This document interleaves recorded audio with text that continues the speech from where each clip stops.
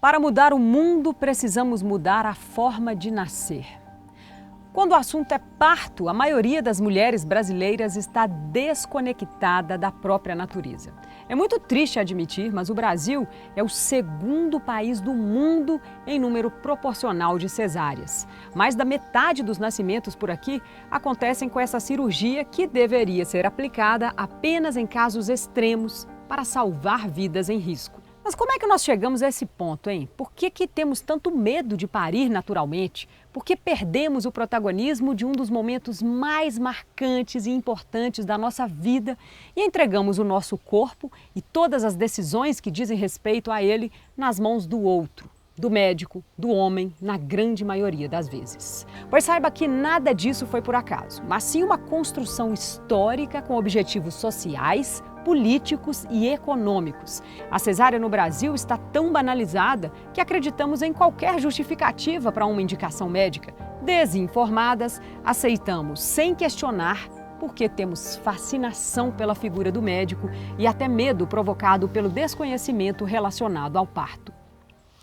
Talvez você esteja estranhando isso tudo que eu disse. Sim, esse assunto é um tabu, mas precisamos urgentemente falar sobre a maneira que a maioria das brasileiras está parindo.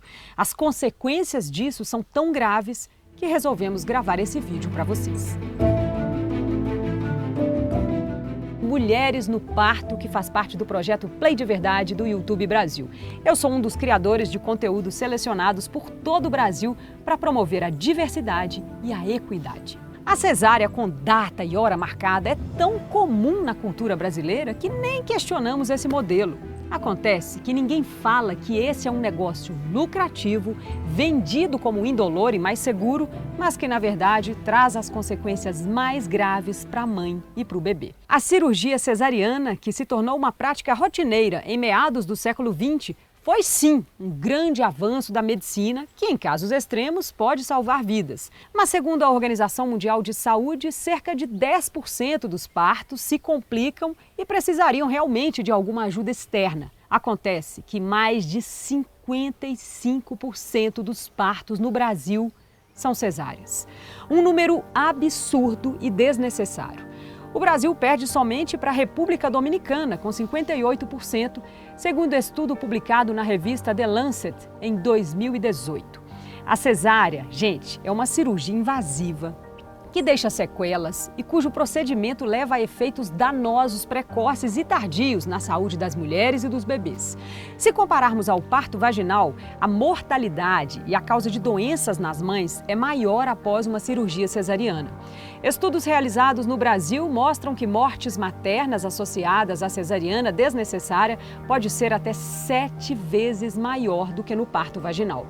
Além disso, o risco de morte materna durante o trabalho de parto é superior em gestações após uma cesárea por causa da maior probabilidade de ruptura uterina, ou seja, o rompimento da musculatura do útero durante o último trimestre de gravidez ou até no momento do parto, o que é uma complicação obstétrica grave. Estudos populacionais indicam que a síndrome near-miss, um evento de quase morte causado por complicações graves na gravidez, parto ou puerpério, pode ser até 6 vezes maior após uma cirurgia cesariana. E existem os riscos de infecções hospitalares no pré- e pós-operatório das cesarianas, quando a mulher fica muito mais tempo no hospital. Já no caso do parto vaginal, é comum as mães saírem andando horas depois e, sendo em hospital, o tempo de estadia é menor. Em médio e longo prazo, as cesáreas podem provocar aderências pélvicas, obstrução de intestino delgado, dores crônicas, disfunção sexual, subfertilidade, incontinência fecal e urinária e prolapso de órgãos pélvicos. E nas gestações subsequentes, ou seja, no segundo ou no terceiro filho, os efeitos são ainda mais evidentes. Na gravidez pós-cesárea, há risco aumentado de esterectomia, que é a remoção do útero, em 1 a cada 500 mulheres após uma cesárea e 1 a cada 20 mulheres após 2 cesáreas ou mais. Enquanto nas gestações após parto normal, acontece apenas em 1 a cada 25 mil mulheres. Em relação ao acretismo placentário, que é uma situação anormal quando a placenta adere ao útero de forma incomum. O risco é de 3% após a primeira cesárea, 11% após a segunda, 40% após a terceira e 60% após a quarta e 67% na quinta ou mais. Claro que isso é mais relevante em comunidades que costumam ter mais filhos. E ainda, estudos indicam que mulheres submetidas a uma cesárea não planejada na primeira gestação correm um risco 15% maior de desenvolver depressão pós-parto quando comparadas às que tiveram um parto normal. E os bebês, que são os mais frágeis dessa história, também sofrem mais com as cesáreas. O procedimento aumenta o risco de problemas respiratórios e hipoglicemia e pode afetar o desenvolvimento fisiológico normal, deixando a criança mais suscetível a doenças. Crianças nascidas via cesariana recebem intervenções hormonais, físicas, microbiológicas e médicas diferentes das nascidas pelo parto vaginal. A curto prazo, podem sofrer de alterações imunológicas, alergias, asma e problemas intestinais. E o pior, gente, é que, infelizmente, nada disso costuma ser dito às grávidas de forma nítida. E elas são convencidas a se submeterem a uma cesárea por qualquer motivo. Como, por exemplo, o bebê é muito grande, você é muito pequena, passamos do tempo de espera. Nós, mulheres, fomos infantilizadas. Aceitamos, sem questionar, as decisões alheias que dizem respeito ao nosso próprio corpo. A medicalização do parto nos tirou qualquer vestígio de sabedoria, de responsabilidade e de conexão com o processo de gravidez e parto. E nada disso foi por acaso, foi uma construção proposital ao longo de anos que posteriormente teve outro objetivo, o lucro. Vamos então voltar no tempo para entender como é que isso aconteceu. Bom, há apenas 3 gerações, há cerca de 100 anos, a medicina entrou cada vez mais nos nascimentos. Antes, a arte do parto era protagonizada pela própria mãe, que era ajudada por mulheres, chamadas de aparadeiras ou comadres, que assistiam as mulheres com os cuidados antes, durante e depois do nascimento do bebê. Os partos aconteciam nos próprios lares, que é o ambiente ideal para favorecer a chegada de um ser e o afloramento do instinto materno, segundo a investigadora da conduta humana e escritora argentina Laura Gutman.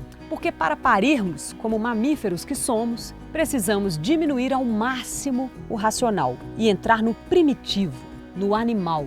Qualquer palavra que nos disserem pode atrapalhar a produção do hormônio ocitocina, chamado pelo cientista e obstetra francês Michel Audin de hormônio do amor. Defensor do parto domiciliar natural, ele fala que a ocitocina é liberada durante as contrações no trabalho de parto. É ela que produz o instinto materno, o leite, o cuidado com o outro, o apego à cria. Isso faz parte do desenho da nossa espécie mamífera. Mas, para que isso aconteça, precisamos estar em silêncio, no escuro, na temperatura ambiente, rodeados de conhecidos e sem intervenções.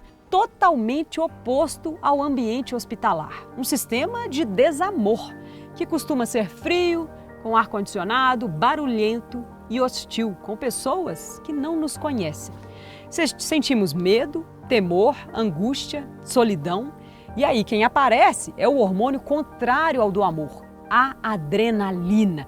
Ficamos em estado de alerta de perigo, o que inibe a segregação da ocitocina, comprometendo terrivelmente a fusão entre mãe e bebê após o nascimento, o puerpério, a amamentação. Ainda segundo Michel Audin, tirar o bebê antes da hora, ou seja, antes do corpo da mulher e do bebê estarem prontos para o nascimento, prejudica inclusive a maturação de terminações nervosas no cérebro do bebê. Diferente do que grande parte dos filmes e das novelas mostram, né? Os partos, gente, não são urgentes. Eles são muito, mas muito lentos.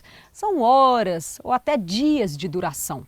E apenas quando alguma dificuldade aparecer ao longo do processo, eles devem acontecer em hospitais. O problema é que hoje A grande maioria de nós vai parir nos hospitais, onde a pressa é a regra e diversas intervenções médicas que deveriam ser exclusivas de urgências viraram rotina, como, por exemplo, o uso de ocitocina sintética, que pode até ajudar em alguns casos, mas foi massificada para acelerar as contrações de todas nós. A ocitocina sintética provoca muito mais dor que as contrações naturais. Por isso, e com sorte, somos anestesiadas e, em geral, obrigadas a parir na pior posição anatômica, deitadas, de pernas abertas, indefesas. Nos partos vaginais hospitalares é comum também a prática da episiotomia, o corte entre a vagina e o ânus, dentre outros procedimentos que denunciam o excesso de intervenções.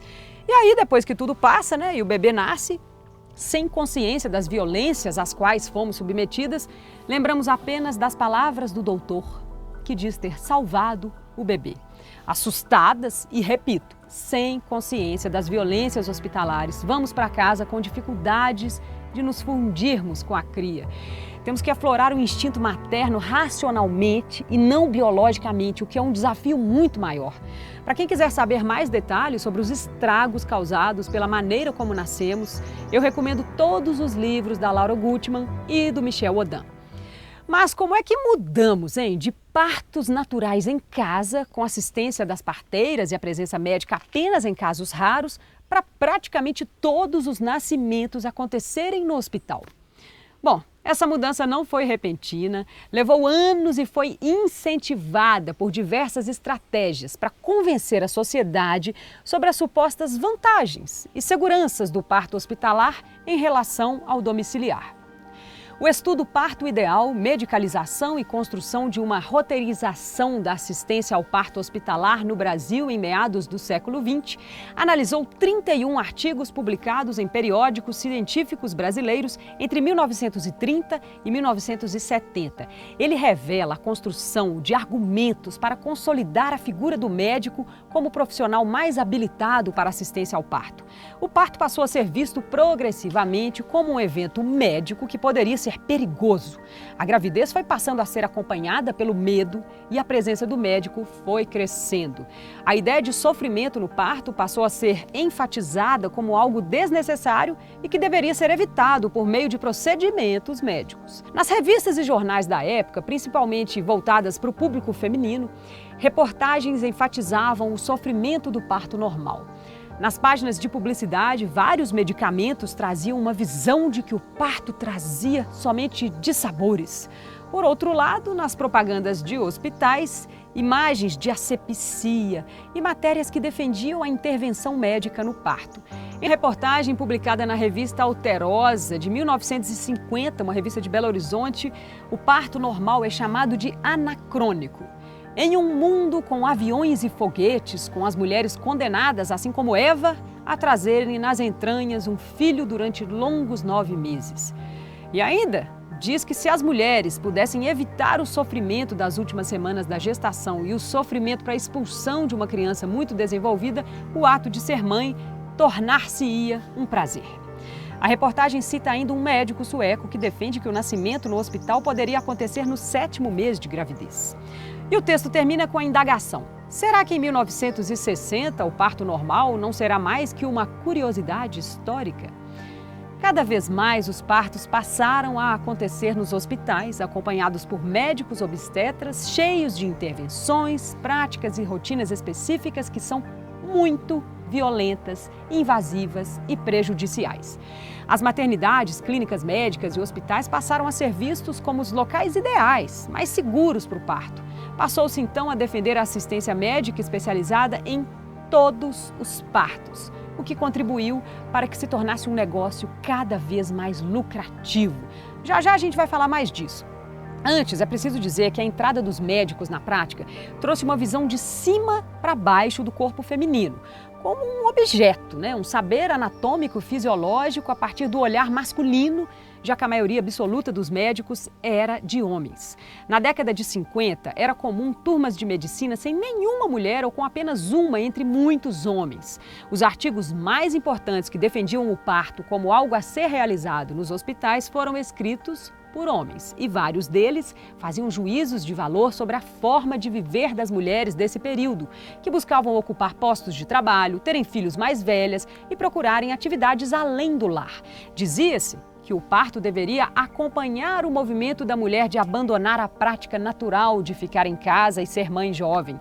Os obstetras argumentavam que, devido às transformações sofridas pelo corpo da mulher civilizada, o parto teria se tornado mais doloroso. E assim eles justificavam o uso imprescindível de anestésicos para aliviar as dores. E mais, argumentos racistas da época comparavam mulheres europeias e mulheres africanas, dizendo que as europeias da civilização tiveram sua biologia modificada, o que teria tornado o esqueleto feminino cada vez mais frágil e menos apto aos conflitos biomecânicos do parto. Ou seja, a mulher negra estaria próxima à barbárie e poderia resistir mais e receber menos analgésicos, pois sentia menos dor.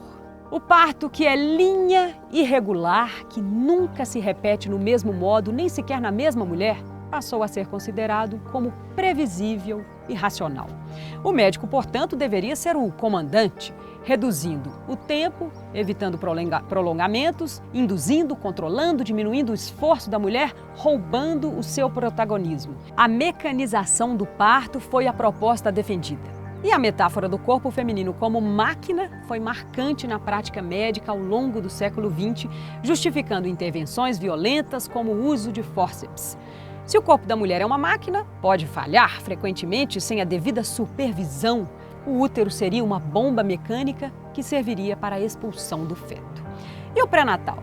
Também foi mecanizado, se tornando uma tarefa de manutenção e procura de falhas, tendo o médico como uma espécie de mecânico apto para consertar falhas nessa máquina que ele mesmo sugeria que existia. E então a cesárea passou a ser largamente difundida sob a justificativa de que o dever do médico era diminuir o tempo e as dores do parto e não deixar a natureza agir sozinha.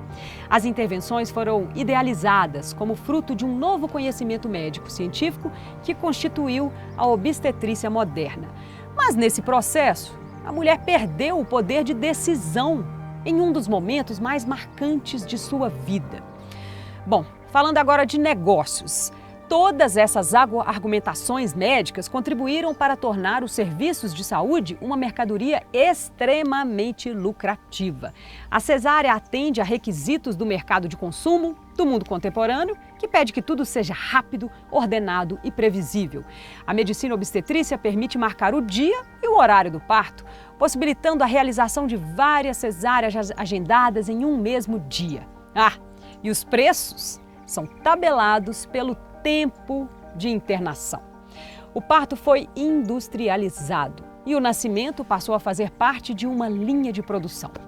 É triste perceber que estamos todas e todos ignorantes, nas mãos de um sistema do lucro. Precisamos de informação, de recuperar a confiança nas nossas próprias escolhas. Mais uma vez eu insisto para que se informem sobre as consequências desastrosas para os nossos filhos, o nosso maternar e a nossa civilização. Atualmente, mulheres têm lutado para difundir a liberdade de escolha da gestante pelos procedimentos mais adequados. As vantagens do chamado parto humanizado voltaram a ser destacadas, comprovadas e defendidas.